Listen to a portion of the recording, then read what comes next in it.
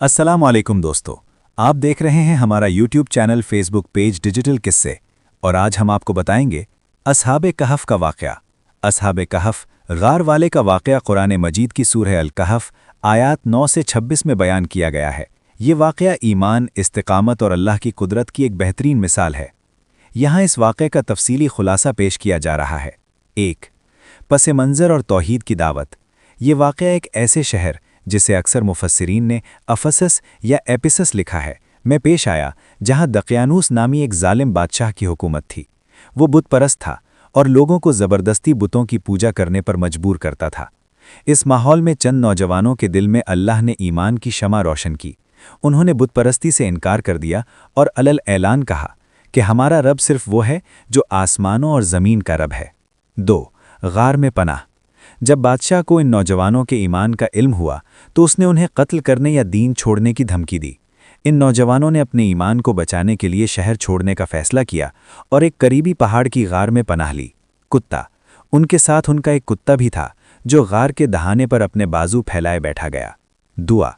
गार में पहुंचकर उन्होंने अल्लाह से दुआ की, ए हमारे रब, हमें अपने पास से रहमत अता फरमा और हमारे मामले में हमारी रहनुमाई फरमा। 3. 309 साल की नींद।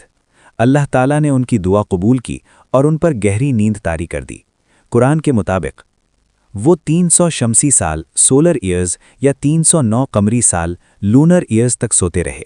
इस दौरान सूरज तुलू और गुरूब होते वक्त उनके गार से कतरा कर गुजरता रहता ताकि धूप उन्हें नुकसान न पहुंचाए। अल्लाह ताला उनकी करवटें भी बदलता रहा ताकि उनके जिस्म मिट्टी से खराब ना हों। 4. बेदारी और शहर में वापसी।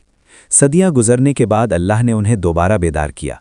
उठने के बाद वो आपस में पूछने लगे कि हम कितनी देर सोए। किसी ने कहा 1 दिन और किसी ने कहा दिन का कुछ हिस्सा।